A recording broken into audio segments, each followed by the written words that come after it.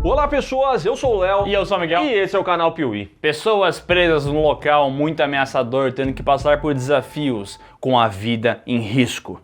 Seria Jogos Mortais? Não é disso que eu tô falando. O Poço? Também, mas não é disso que eu tô falando, e sim de Cubo. O filme que, bem dizer, começou essa parada toda.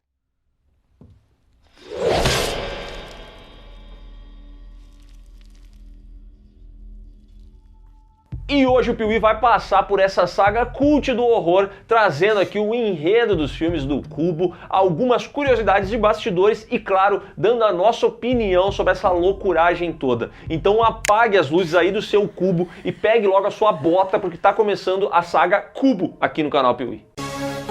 E se eu fosse você, já ia deixar um like aqui no canal Piuí, porque vai que você vai dormir, daqui a pouco acorda num lugar estranho, que você tá preso e não consegue escapar. Eu jamais faria isso, né? Mas vai saber.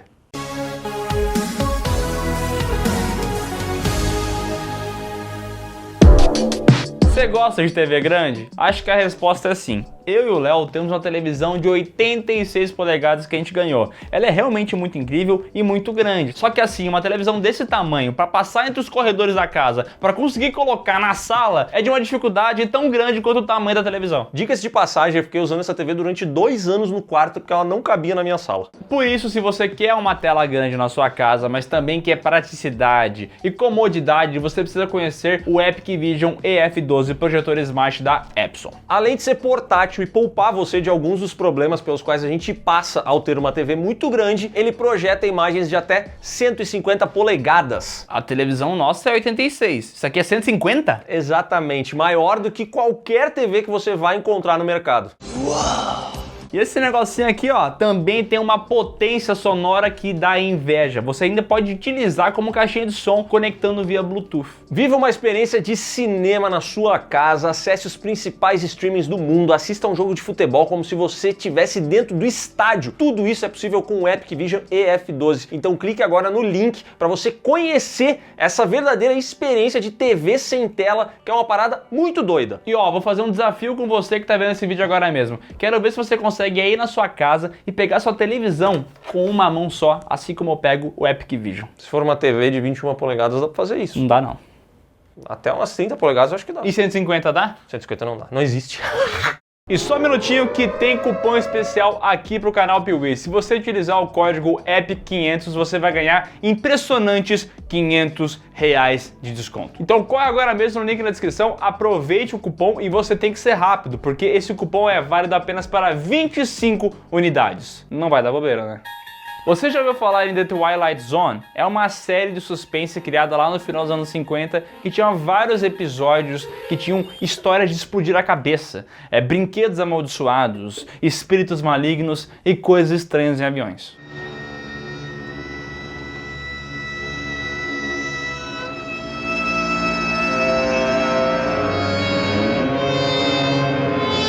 E Twilight Zone é uma das séries mais influentes da história. Vários de seus episódios inspiraram filmes muito famosos, como Brinquedo Assassino, Nós, Poltergeist e Cubo. E nesse caso, a principal inspiração foi o episódio 5 personagens buscando uma saída, que basicamente conta a história de 5 personagens buscando a saída de um local totalmente escuro, uma espécie de limbo. O diretor italiano Vincenzo Natali, ele assistiu esse episódio e falou que buena. Buena não, né? Opa, very good. Poliglota, fala vários idiomas. Bom, nosso querido Vincenzo Natali tirou daí a inspiração para fazer algo muito parecido, mas com uma diferença notável. Porque em vez de, na história dele, os personagens estarem presos em uma espécie de limbo, em um ambiente escuro, eles estariam em um labirinto. E esse não seria qualquer labirinto, mas um labirinto de cubos com armadilhas mortais. Lançado em 1997 com o roteiro de André Bjelic, de coisa nenhuma, o que ele fez? Não sei, e também de Graham Mason, de Orphan Black, roteiro também de Vincenzo Natali, e com a direção sabe de quem? Quem? Vincenzo Natali! Ok. Já entendemos. Teu italiano tá muito bom. Parabéns. Obrigado. Então, Cubo é um filme que começa com um cidadão acordando nessa armadilha maluca sem lembrar de nada. Ele não sabe como é que ele foi parar ali, só que ele sabe que aquele lugar é muito perigoso. Estou lascado! O cubo onde ele se encontra possui outras portas que o levam para outros cubos idênticos a esse, porém com cores diferentes. E na primeira transição que esse homem faz de um cubo para o outro, ele começa a dar alguns passos nesse novo local, ele dá uma observada e de repente ele para, ele fica completamente estático. E alguns segundos depois, o seu corpo é transformado em cubos de carne porque ele simplesmente ativou uma armadilha mortal.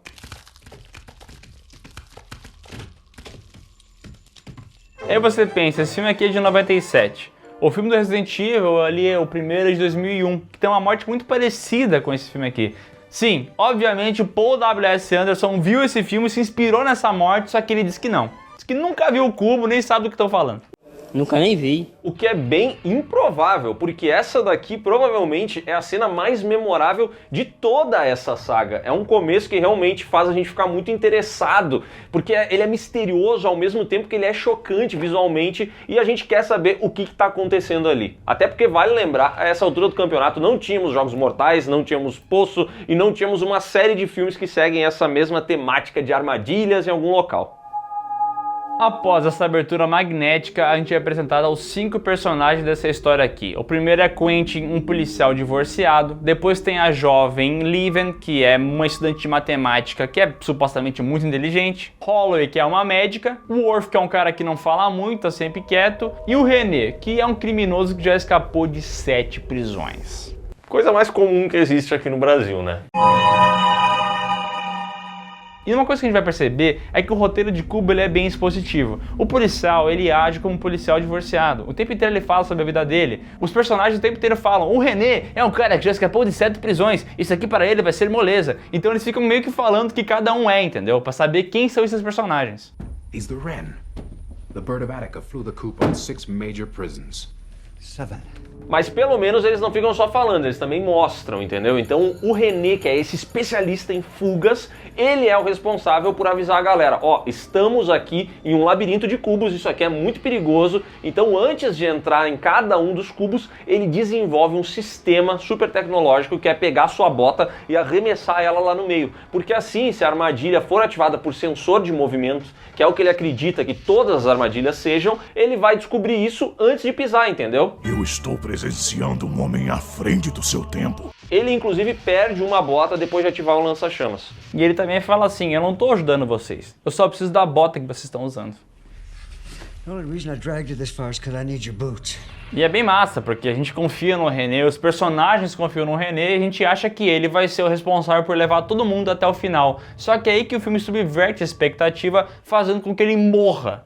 O quê? Isso porque o René não contava que em outros cubos eles teriam outros sistemas de armadilha. E assim, um monte de ácido é espirrado na cara dele e ele vira uma maçaroca de carne. Depois desse cagaço, os outros sobreviventes começam a analisar melhor os cubos, entendeu? Eles não têm mais aquela figura em quem eles tanto confiam. E aí eles percebem que cada cubo tem um número de série, tem vários números na entrada deles. E aí a Leven, que é essa gênia da matemática, percebe que os cubos pelos quais eles passaram, que tinham armadilhas, eram, assim como eu e o Miguel, primos, eram números primos. Então eles começam a prestar atenção que toda sala que tiver um número de série com um número primo é uma sala perigosa. E assim eles conseguem avançar muito nesse labirinto de cubos até encontrarem o Kazan, que é um cidadão com deficiência mental que está meio perdido ali e acaba sendo adotado pelo grupo. Bora, culpado! Ajuda o maluco, tá doente! Eu gosto como o filme trata os personagens aqui, não todos eles, mas alguns. A Leven, por exemplo, ela começa bem retraída, introspectiva, não fala muito. Mas assim que ela começa a resolver as questões matemáticas, ela começa a ser útil, ela começa a ganhar uma confiança a mais. E ela começa a passar por uma transformação de personagem. E outra coisa que é muito legal é que esse filme aqui, originalmente, a ideia do diretor era que ele se passasse inteiramente no inferno. Esses personagens estariam lá porque cometeram alguma coisa errada e precisariam passar por um labirinto cheio de armadilhas. Isso sairia muito caro, então ele adaptou e chegou nessa ideia do cubo. E graças a essa ideia, ele é um filme que não só se passa inteiramente num cubo, como a produção foi muito barata, porque eles só precisaram fazer um cubo e aí eles tinham um outro meio cubo para fazer algumas gravações de ângulos específicos. É por isso que ele não custou nem 500 mil dólares e que ele tem algumas soluções bem inteligentes para conseguir apresentar pra gente essa trama de uma maneira que ela nunca pare, que ela nunca fique estagnada. Eles precisam sempre de novas soluções, já que eles não vão ter novos lugares. Quanta inovação! Quanta coisa nova! E fica claro que o Vincenzo Natali é um cineasta iniciante, porque ele também erra bastante em alguns momentos. Ele se passa em algumas trilhas musicais que ele utiliza, alguns efeitos que ficam datados. Então ele é um filme bem indie, tá ligado? Aquele filme que não custou tão caro, dá pra ver que ele não é caro.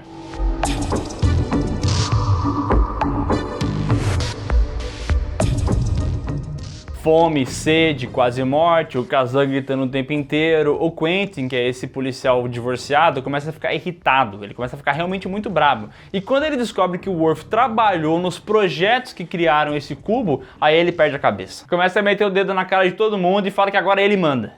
Quem manda ser idiota? E como o Miguel falou, o Worf, que até então estava meio quieto, revela que ele trabalhou como designer na construção da parte externa do cubo, porque existe uma espécie de casca onde ficam colocados todos esses cubos, entendeu? Ele não sabe para que servem os cubos, o que ele estava fazendo, ele não faz ideia de nada disso. Ele disse que ele apenas trabalhou aqui. Pagaram bem, então ele fez. E pagando bem? Que mal tem. Fazer o quê, né? E fazendo cálculos ali, entende que ali existem 15.576 cubos. Ou seja, eles estão ferrados. Como é que eles vão sair dali? A gente vai morrer! Pra sorte desse povo todo, essa garota é realmente genial, então tendo o tamanho do casco externo, tendo essa ideia da quantidade de cubos e vendo os números de série dos cubos, ela percebe que aquilo ali na verdade são coordenadas. Ela consegue saber em que local eles estão do casco completo através dos números. Mas tem um detalhe, dentro dessa estrutura os cubos estão sempre em movimento, então existe também uma preocupação de quando eles estarão no marco zero para que esse cálculo todo funcione direitinho, entendeu? E essa é uma coisa muito legal desse filme, porque cubo não explica o que é o cubo, não explica como funcionam as coisas. Os personagens vão descobrindo, não é que nem Jogos Mortais, que a gente tem o Jigsaw pra falar armadilha, porque que você tá nela, não é que nem o Poço, que tem o velhinho pra avisar o que tá acontecendo ali. Eles precisam descobrir por conta própria, e dessa maneira o filme tá sempre introduzindo novos conceitos, e a gente meio que vai descobrindo junto com eles o que tá rolando. E não é retcon, porque na verdade não é como se o filme estabelecesse uma coisa e depois voltasse atrás, mas sim os personagens entendendo que eles estavam acostumados com uma ideia, só que na verdade era outra coisa, e a gente fica junto com os personagens tentando entender o que está acontecendo. E como esse filme aqui é curtinho, ele é muito dinâmico, entendeu? Ele vai uma coisa atrás da outra, tu fica cada vez mais instigado e tu só quer chegar ao fim para descobrir o que aconteceu. Eu quero saber. E um bom exemplo disso é um momento onde eles estão confiando muito ali nos números primos e daqui a pouco eles descobrem que isso era um fracasso. O número primo não revelava a sala segura coisa nenhuma. O Quentin, inclusive, quase morre.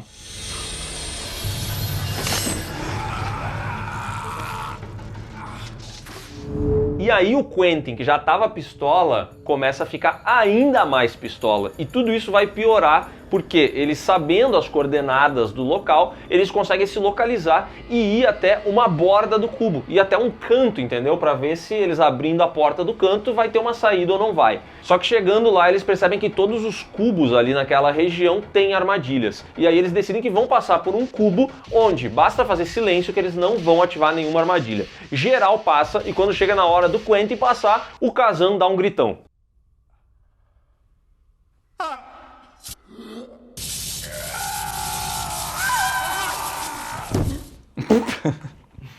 Eu entendo o Quentin também, né? Vai tomando... Porra, eu não sou nenhum babaca, não!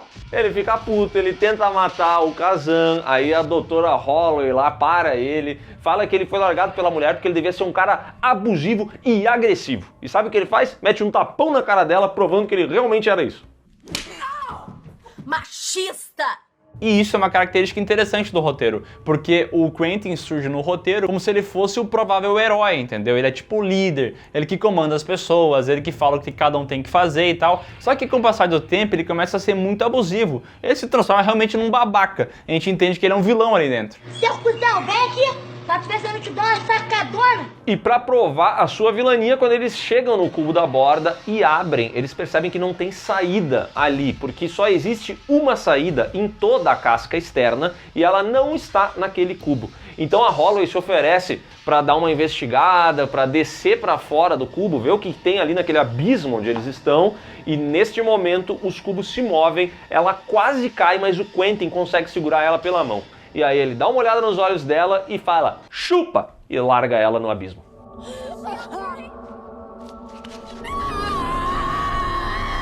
Aqui o Quentin enlouquece de vez, começa a sentar a mão no Worf, fala que ele é o culpado, que ele sabe de tudo, que ele é um sádico, tenta abusar da Liven, então todo mundo entende que ele é um grande problema ali dentro. Tem que matar uma porra dessa. E o ator se esforça muito pra gente ver que ele tá maluco, porque ele começa a ficar assim, eu estou maluco, eu sou louco, vou matar todos. É por isso que eu falei que o Quentin é interessante no roteiro, porque enquanto execução, a atuação dele é muito caricata. Ele faz caras de bocas, ele exagera, ninguém ali é realmente um bom ator, né? E é sério, dá pra fazer um compilado de caras desse homem durante o filme, e conforme o tempo vai passando, cada vez os olhos dele vão ficando mais arregalados assim.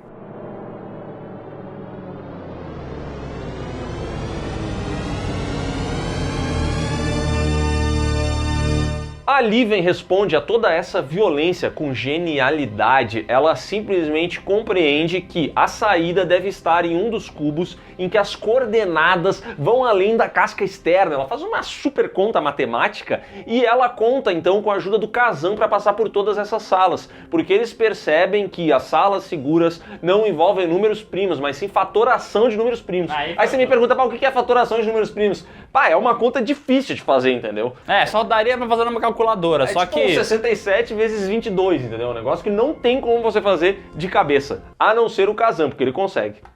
Can you tell me the factor of 656? 2. 779? 2. 462. Clear. Move. O Kazan é foda, né? Não adianta. 4 de perder, 8 pra ganhar. Essas 4 pessoas finalmente conseguem chegar onde deveriam, só que elas entendem que o Quentin é um grande problema. Então o Worf finalmente mostra que ele realmente vale alguma coisa e ele consegue parar o Quentin. Começa uma grande batalha com o maluco.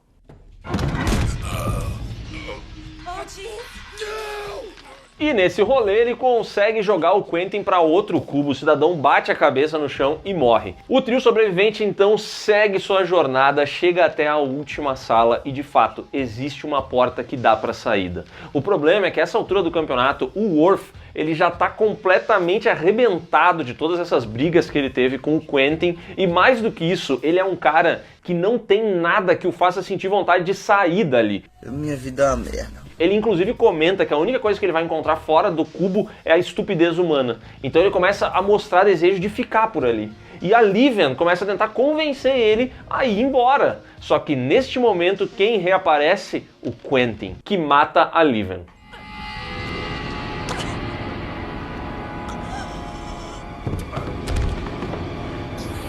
Começa uma briga com o Worf, tenta puxar o Kazan pra dentro do cubo, porque ele é um desgraçado, só que ele acaba ficando preso ali, porque, olha só, o Worf segura o Quentin. Aí as portas se fecham e o Kazan tá do lado de fora. Kazan do lado de fora, Worf do lado de dentro e Quentin no meio do caminho.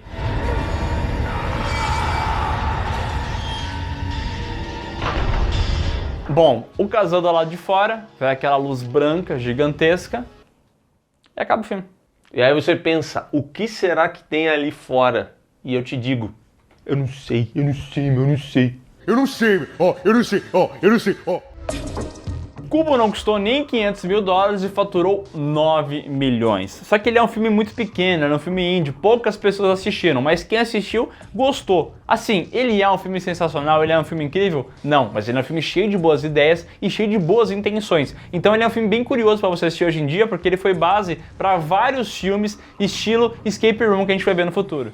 E é um filme bastante divertido. Ele tem momentos muito memoráveis, o início, a saída do Kazan. Eu gosto muito desse filme ter um final tão aberto assim, sabe? Dele não mostrar nada do que acontece depois. É algo que a gente vai ver nas continuações, mas pra mim o grande trunfo de Kubo é não explicar as coisas. Ele explica o mínimo que é necessário pra essa trama se mover. Se ele explicasse mais, eu acho que ele ia se complicar. Acho que ia faltar também verba pra mostrar essas coisas. Então eu acho que ele acerta bastante. É um filme legal de você assistir e com o tempo ficou muito popular por conta do home video. Esse filme aqui fez muito sucesso aí com fita cassete, com DVD e não à toa ganhou uma continuação. Lançado em 2002 com o roteiro de Sean Hood do péssimo Conan de 2011, Ernie Barbarash de vários filmes ruins e Lauren McCauley de coisa nenhuma. Né? Fez nada, mas tá aqui no filme. E o diretor? É claro, né? O diretor é o Andrzej Sikula. Droga! Esse diretor aqui, ele trabalhou mais como diretor de fotografia e participou de grandes filmes, ao lado de Tarantino, como diretor de fotografia de Cães de Aluguel e Pulp Fiction. Mas que até então não tinha dirigido nada de relevante. E mais uma vez a gente acompanha um grupo de pessoas que não fazem ideia de como foram parar em um labirinto de cubos. Dessa vez os personagens principais são a Kate, uma psicóloga, a senhora Paley, que sofre de Alzheimer, o Max, um jovem gamer que fala o tempo inteiro que ele conhece, que ele já ouviu falar de um hacker chamado Alex Trusk. Alex Trusk? Alex Trusk. Alex Trusk? Alex Trusk. Alex Trusk. Todas as vezes que o Max aparece, ele fala desse hacker e o filme deixa claro que em algum momento esse personagem vai ser introduzido, entendeu? Porque ele é um grande hacker. Ele é um grande hacker, ele fez coisas incríveis, meu Deus, ele é foda. Ele é o maior hacker de todos. Ele é o maior hacker de todos, ele me hackeou já. He's a legend. This is exactly the kind of twisted maze he'd create. Tem também o Jerry, que é um cara aparentemente gente boa e que fala bastante. E tem também a Sasha, a cega, que eles ficam o tempo inteiro falando, Sasha, a cega. Eu sou cega, Kate. Todas as vezes, cara, que a Sasha aparece, tipo assim, não fale assim com ela, você não está vendo, ela é cega. Ela é Sasha e é cega. E aí a Sasha vai falar, ela fala, eu não sei como vir parar aqui, eu sou cega. Só sou cega. Porra, Sasha, a gente não é cego, a gente tá vendo que tu é cega. E tem também o grande Simon, que aqui é o valentão do filme, que quer resolver tudo na truculência. E uma curiosidade é que todas essas pessoas estão ligadas a uma empresa, uma fabricante de armas chamada Aizon. Inclusive, no começo desse filme, a gente tem alguns flashes de uma funcionária da Aizon, a Becky, indo parar dentro do cubo. E aqui eles mostram, mais ou menos, a pessoa sendo dopada, sendo levada até um laboratório e tudo mais. Então ele já não tem aquela coisa totalmente misteriosa de como foram parar e quem os levou até lá. Já dá a entender que tem uma empresa que organiza isso, que tem ali um pessoal que fica por baixo dos panos para explicar e desenrolar essa história. Começa a ter historinha para boi dormir. Lá vem. E aqui os cubos também são diferentes. Tem toda uma configuração diferente, um negócio até metafísico? O quê? Sei lá, porque começa a vir um campo de força muito maluco que engole as pessoas.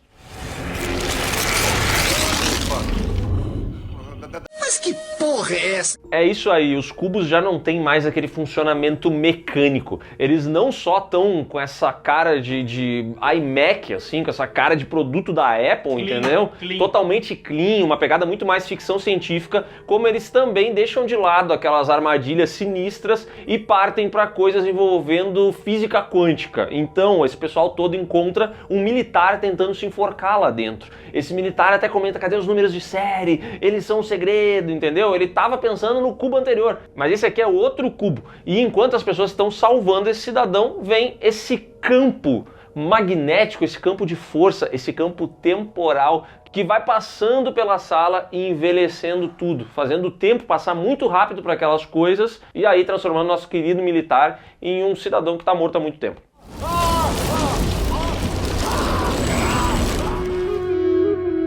O nome do filme é Cubo 2 Hipercubo, mas poderia ser Cubo 2 O Papinho. porque esse filme aqui é todo cheio de conversa. Tá bom, blá blá blá blá blá blá blá blá blá blá blá. Antes a gente tinha armadilhas e como resolvê-las. Aqui a gente tem papinho. As pessoas ficam conversando, não sabem o que está acontecendo, história, passado. Daqui a pouco, olha, tá vendo a onda, hein? Tá vendo a onda? Vamos pro próximo. Vamos pro próximo, começa a trocar papinho, ideia o tempo inteiro. Tipo assim, esse filme tem muita conversinha pra poder dormir.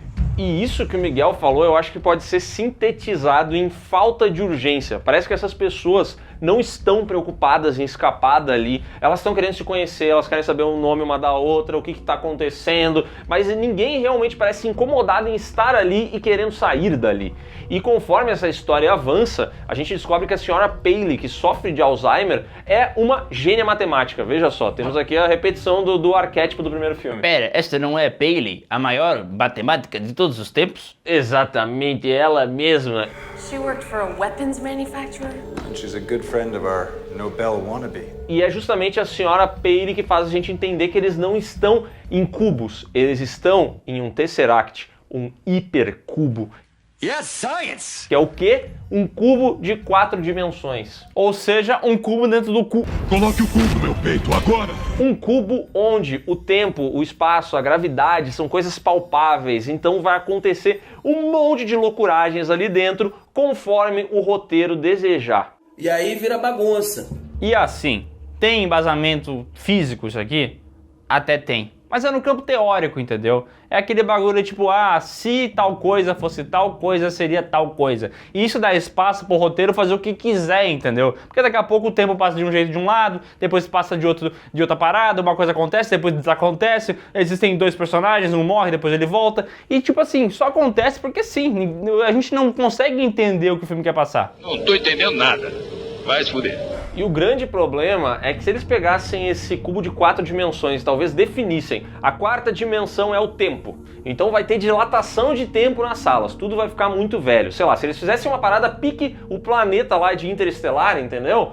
Pode ser que fizesse alguma lógica, mas eles não usam apenas o tempo. Aqui tem tempo, tem gravidade, tem coisa saindo das paredes, matando gente. E na pior parte do filme, no auge de tudo isso, a gente vê no meio de uma sala aparecer um quadrado de CGI que vira um losango, que vira um cubo, que vira um tesseract que começa a girar e matar as pessoas. Pô, isso é horrível. E mata como? Sei lá, vem um efeito visual bizarro que engole o cara bacana e daqui a pouco ele vira uma maçaroca e desaparece e aí as pessoas ficam paradas e o bagulho não mexe mais e eles conseguem escapar assim.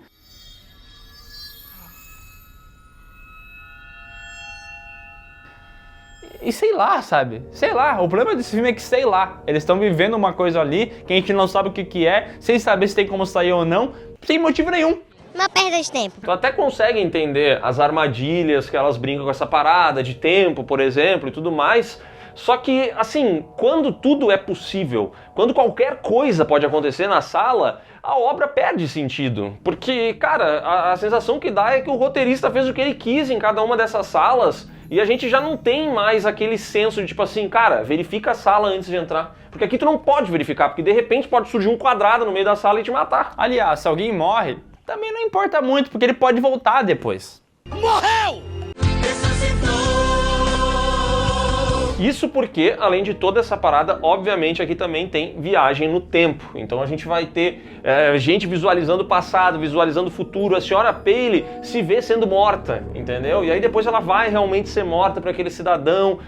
Cara, realmente é muito zoado. Velho, eu não aguento mais. Assim, talvez esse filme seja o famoso caso da compra casada. Você tem que ver esse filme utilizando algum tipo de entorpecente. Isso daí vai fazer sentido a viagem, entendeu? Agora só o filme em si fica difícil. Piuí sempre dando boas dicas para os jovens do Brasil.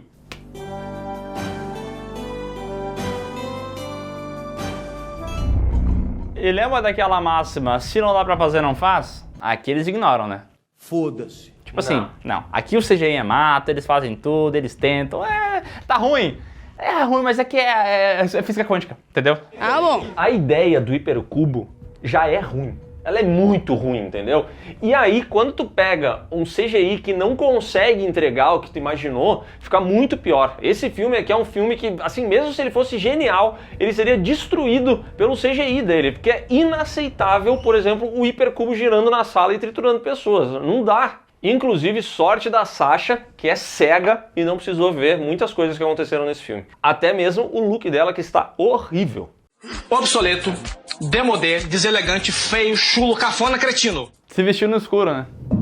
No meio dessa história, tem o Simon, aquele valentão. Ele pira o cabeção, sai matando geral e começa a querer roubar relógio. Ele vira, sei lá, um batedor de carteira, rouba relógio, come gente, ele fala que tá viciado em comer gente. É uma coisa muito doida. Comer gente literalmente, tá? Ele vira um canibal. Quer dizer, não sei se é literalmente também. Quando vê, é das duas formas, o filme não explica. Vou te comer. O que o filme explica é que a suposta gostosa da história, a Júlia, e o gamer Max veem essa parada acontecendo e falam: meu, eu não vou ficar aqui, tá? Vamos fugir pra outra sala. E aí eles passam por viagens temporais, dilatação do tempo, só que isso tudo culmina em sexo. Sexo! Porque é óbvio, né? Se tu tá num lugar que a tua vida tá sendo ameaçada, um lugar inóspito que tu não sabe nem como sair, desesperado, é óbvio que tu vai acabar fazendo a fritação de bife, né? E é por isso que nada nesse filme faz sentido, esses personagens não fazem sentido. O Quentin, lá no primeiro filme, era legal, porque eles apresentavam ele como um cara teoricamente do bem, que tinha filhos, que teve a sua esposa, que era policial, e aí ele tem algumas coisas que vão incomodando ele e vão fazendo ele ficar maluco. Agora o Simon aqui, ele simplesmente fica maluco, esses dois personagens se conhecem na pior situação da vida deles, eles estão com fome, eles estão com sede, eles querem cagar, e mesmo assim eles se apaixonam, e aí eles fazem essa fritação de bife, só que eles fazem isso em um cubo com dilatação temporal e também com um problema de gravidade ali, que eu não sei o que é esse problema, entendeu? Mas tem uma questão que eles começam a flutuar e o tempo passa muito rapidamente. Então eles morrem abraçados, cara. Uma imagem que eu tenho certeza que o diretor desse filme pensou assim: isso daqui vai ser foda. Se tivesse num clipe da MTV anos 90, seria incrível, seria muito legal. Mas num filme não faz o menor sentido. Não acredito que estou vendo isso. Depois de ver essa cena aí, a Kate fica completamente extasiada, porque de fato foi uma cena muito bizarra. E é aqui que vem o grande plot twist do filme. Porque Sasha, a cega, revela o seu grande segredo. Ela não é cega. Não, mentira, ela é cega, porém ela é outra pessoa e não Sasha. Ela é, na verdade, Sasha, mas ela também é dona daquele título, Alex Trusk. Oh my God. Sasha. Of course, Sasha is a nickname for Alexandra. Alex Trusk. Ela era a grande hacker. Ah, eu não acredito que ela é este hacker que é o maior hacker de todos os tempos. Ele já hackeou tudo, criou até o urubu do Pix. Ela é a maior hacker de todos os tempos e hackeou, sabe o quê? O índice de Léo Piuí. Droga! E essa cidadã é a criadora do hipercubo. Ela fez isso para essa empresa, a Aizon, acreditando que seria um projeto virtual, mas de repente o pessoal estava utilizando isso na realidade, estava botando pessoas dentro da parada e ela, como uma heroína, precisava pará-los. Ela fez de tudo para isso, não conseguiu, começou a ser caçada e aí, olha que ideia boa, ela decidiu se esconder onde jamais teriam coragem de procurá-la, dentro do hipercubo. I escaped into the one place they wouldn't dare follow me. In here. Achei que ela fosse apenas cega, mas também é burra. Bicha burra. Tá muito burra. Alex Trusk, a hacker, Sasha, a cega, diz que o cubo está colapsando, o Tesseract está encolhendo e cada sala está sendo destruída até virar um cubo só e ele deixar de existir. Sabe por que isso está acontecendo? Porque o roteirista botou tanta coisa no filme, tanta coisa acontecendo que as realidades elas estão se chocando, entendeu? Nem o Tesseract aguentou esse roteirista. Eu estou no limite, Brasil. É, tá muito pesado, né? E aí o que acontece? Ela fala que isso vai acabar e não tem mais o que fazer. E nesse momento a Kate percebe uma constante, número que ela viu várias vezes. 60549. Liga já. 6 horas, 5 minutos e 49 segundos. Ela entende que esse número que se repetia em várias salas é, na verdade, um horário. O horário em que o Tesseract vai se fechar, em que esse hipercubo vai se fechar e todo mundo que estiver lá dentro vai morrer. E isso me chama muita atenção porque é um filme que brinca tanto com as linhas temporais que me admira que o tempo que estava naquele relógio de determinada linha temporal de alguém que entrou lá fosse o horário certo de tudo isso que iria acontecer. É um relógio atômico. Puta, mas se eu soubesse que era um relógio atômico, aí eu já teria me explicado tudo. É que é o relógio atômico mais foda do mundo. E esse relógio dá pra ser hackeado? Só Alex Trusk consegue. Tenta fuder. Daí aparece o Simon mais velho, que viveu muitos anos e tá zoeireta da cabeça, tenta parar ela, dá uma briga, uma lutação, uma brigaria, só que finalmente o cubo vai se fechar. E quando ele vai fechar, ela mete o famoso pulo do Mario e cai no limbo. Cara, o grito que ela dá quando ela salta nesse limbo que aparece ali é demais. É uma cena pra realmente se assistir em looping umas 15 vezes.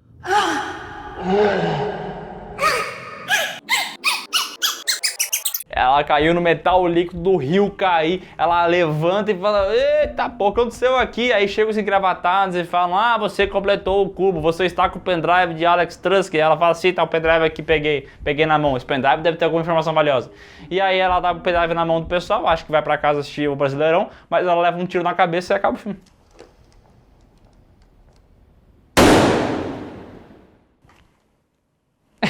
É foda, né? Tu já viu um filme que não significa nada, que tu não entende porra nenhuma e o personagem ainda morre. Então pra quem tá vendo esse filme? Pra quê? Porra nenhuma. E aí existe um final alternativo, um pouquinho mais longo, que tem alguns diálogos ali, onde o pessoal da Eisner explica que a Kate é um objeto de teste, ela é uma das várias pessoas que já entraram ali no Tesseract, que na verdade são testes de teletransporte. Ela permaneceu ali dentro por apenas 6 minutos e 59 segundos. E foi a primeira pessoa a realmente conseguir se libertar. A primeira pessoa a ter sido teletransportada. Talvez. Não sei, não tenho certeza. You did extremely well, Kate. Thank you, sir. Very impressive. Cubo 2, Hipercubo custou 4 vezes mais do que o primeiro filme, aproximadamente 1,4 milhão, e faturou pouco mais de 3 milhões. Então não fez muita grana, foi um lançamento moderado ali, meio que dane-se. As críticas ao filme foram negativas, porque esse filme aqui é bem ruim, bem confuso, e não é o tipo do filme que, tipo assim, se você tiver o conhecimento físico, você vai adorar. Porque ao mesmo tempo que ele tem alguns conceitos físicos realmente existentes, ele também extrapola muita coisa, né? Ele meio que exagera para tu poder criar uma história bizarra. É que eu acho que o problema dele não é só esse conhecimento que talvez você deva ter para conseguir entender totalmente, mas principalmente o fato de, enquanto obra cinematográfica, ele ser muito ruim. O desenvolvimento dos personagens é muito ruim. A direção é pior, a atuação é pior, os diálogos são piores, o roteiro é mais safado porque ele é mais expositivo ainda, toda hora é o maior hacker de todos os tempos, a maior médica, a maior não sei o que lá, matemática. Toda hora surge isso e é muito ruim, né? Muito ruim, tá ligado? Ele é uma obra cinematográfica ruim, é um filme difícil de assistir, é uma pena que eles tenham saído da parada do horror e ido pra essa ficção científica ruim, mas fica aqui a boa notícia que no terceiro filme que a gente vai ver no próximo vídeo, eles vão retornar a algo muito mais parecido do que a gente viu no Cubo original. Então é isso, pessoal. Se você gostou desse vídeo, dá um like aqui embaixo, se inscreve no canal, marca o sininho e comenta. Você gosta do primeiro Cubo? Já assistiu ou não faz nem ideia de que filme é esse? E o segundo, você gosta? Óbvio que não, mas deixe seu comentário aqui também. E não se esquece de seguir a gente nas redes sociais e de ouvir o PeeWeeCast, o podcast do canal Piuí. O link tá aqui na descrição. Tem mais de 200 episódios pra você curtir lá. E não tem nenhum sobre Cubo. Mas vai ter um dia. Um dia vai ter. Será?